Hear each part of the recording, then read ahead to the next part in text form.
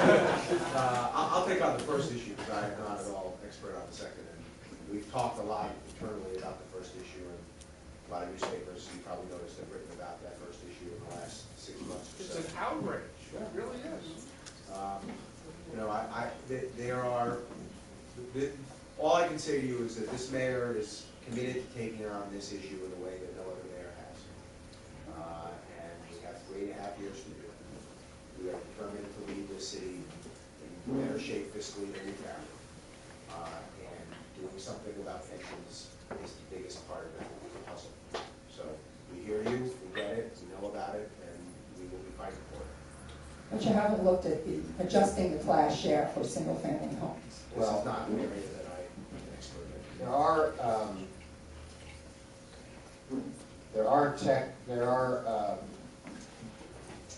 I'm always careful because I don't want to see it reported. There are aspects of the assessment system that seem curious.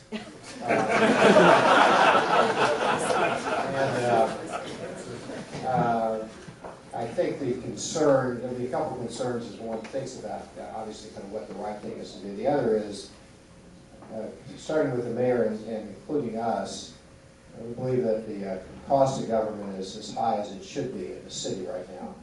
And we don't want to start on a slippery slope that leads to increases in taxation because the mobility of wealth is so terrific today that small numbers of New Yorkers leaving dramatically affects the budget. So I appreciate the importance of your question. We've noticed this issue. I just want to make sure that as one thinks about these issues, we don't inadvertently end up raising taxes. Other questions from trustees? Yes? Yes, Bill. How would you, are you satisfied with how the governor balanced the budget, and do you think how would what he did compare with the what the results would have been under the Ravitch plan? Well, I think it's fair to say that under the Ravitch plan, there would be more revenue available. If you include monies that were borrowed as revenue, there would be more resources available. So perhaps that would have meant more revenue back to the city. The mayor, this mayor or any mayor of New York City is in an interesting position because on the one hand, this mayor did not think that borrowing monies to meet operating expenses was the greatest idea, or is the greatest idea, except in extraordinary circumstances, perhaps after 9/11 or something like that. On the other hand, as the mayor of New York City, if that borrowing at the state level meant more resources for the city, then obviously there's something becomes more attractive about the borrowing. So I think it's fair to say the mayor was ambivalent about the idea, saw the pluses and minuses of it. At the end of the day, I don't have a sense of how close Albany ever was to adopting that. I think there was enough pushback in the Senate caucus towards the idea of borrowing more money. And at the end of the day, I think it is very unlikely that the pie next year will be bigger than the pie this year. And I think it is more likely that the pie next year will be significantly smaller than the pie this year. Others? Blair? I'm very glad that you are looking at the issues related to civil service rules and labor contract provisions that stifle productivity and that make delivering government services, whether it's in city government itself or the MTA, much more expensive than it needs to be. I would note that the mayor only got around to that in his third term. That's not meant as a criticism, it's just a fact of life.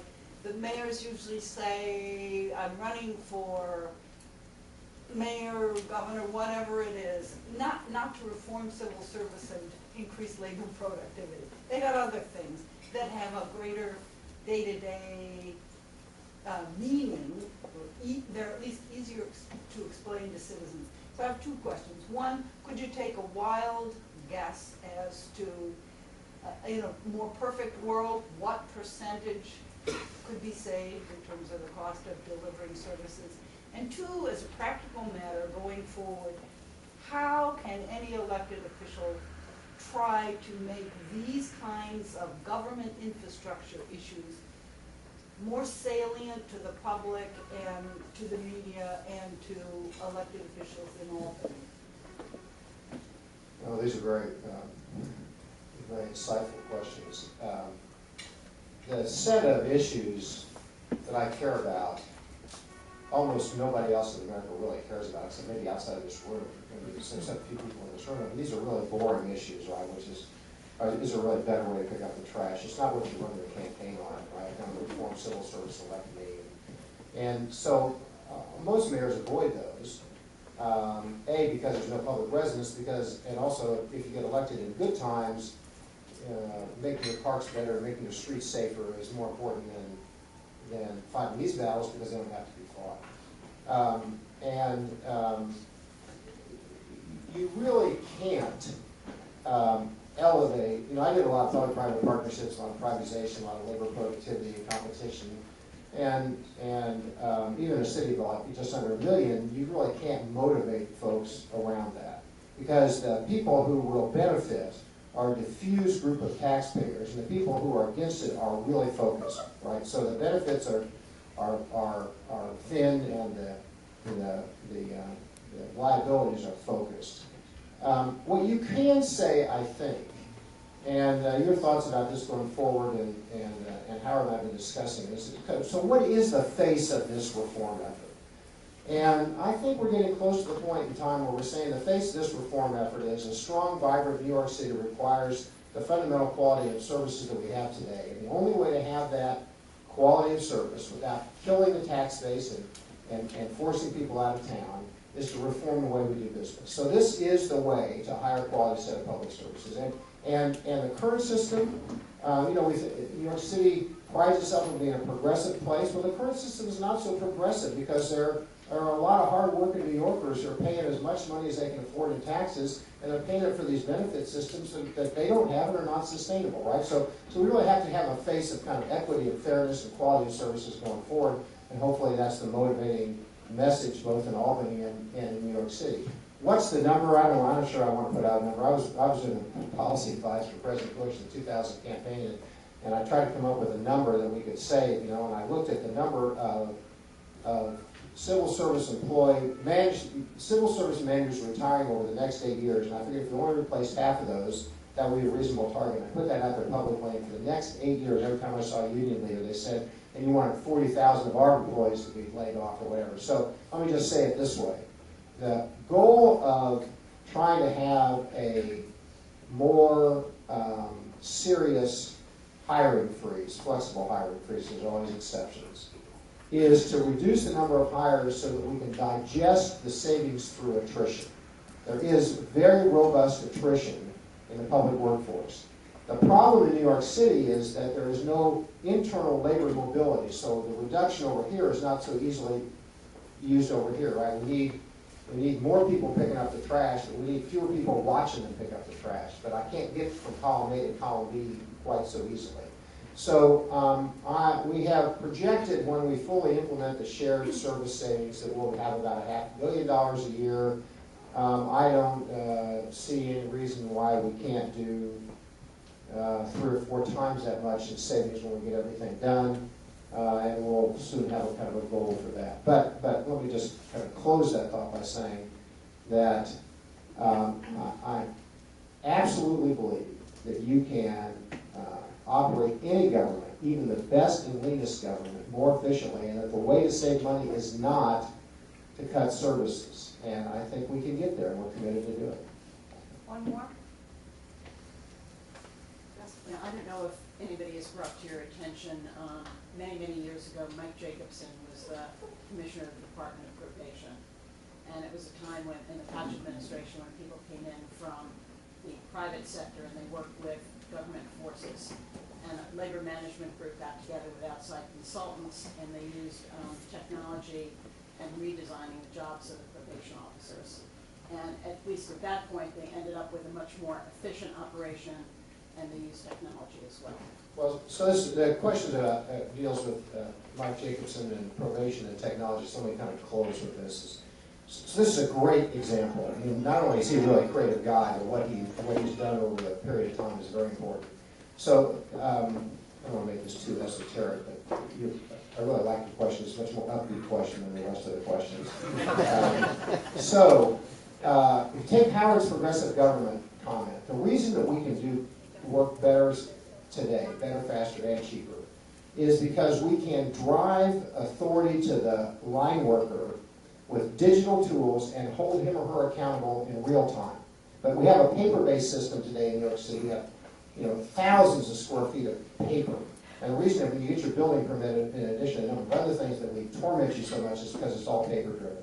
But we can take those systems and we can move them down to the workforce. Now, what we need to do, like you did in probation, is we need to have a system that says, instead of treating every situation alike, we need to treat the serious situations with more resources, kind of an 80-20 rule.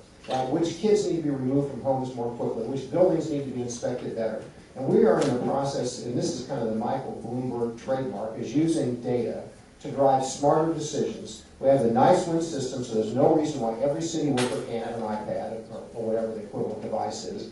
And that iPad ought to tell them which buildings to inspect, which kids to evaluate, which decisions to make. Now, what was interesting about the probation experience you mentioned, it was a combination of using data to figure out which types of offenders need which types of services. And that's exactly what we're going to do, and that will be the trademark of how we change things. And it's also the reason that you can change the civil service system, because you do not need 25 people telling one person what to do, because we can watch what that person does in real time and dramatically hold that person accountable. We know, 3 years from now, we should know how many minutes each building inspector spent in each building, how many infractions they wrote in that building, whether they were an outlier or not. Right? We can manage that time. We can see the people who are not doing what they're doing, or that are extracting more or less than they should. And so that model, I hadn't really thought about it that way, but that model is what we're going to end up doing, and it will be very exciting. It will be the way that we'll be able to connect higher quality services with a leaner budget. And I'm really quite upbeat on it, and it is, in fact, Mike Bloomberg's signature in terms of how he's conducted his life and made his money and approached the city. Yeah, I mean, the positive part about that was letting the workers help redesign their Right, jobs. exactly. So they were invested in change. Oh, so let me just, this is the ultimate. So I came up through a process where I did all this management walk around. I talked to all the union presidents. I got all their ideas. So I had a meeting like 2 weeks ago. I got everybody together. I said, okay, I really want the workers' response.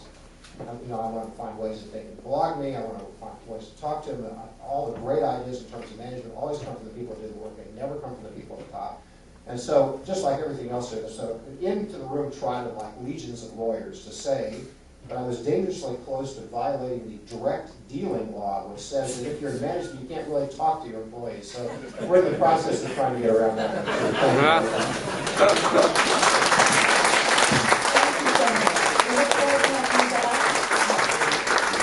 We look forward to having you back to talk about the city budget. You got balls.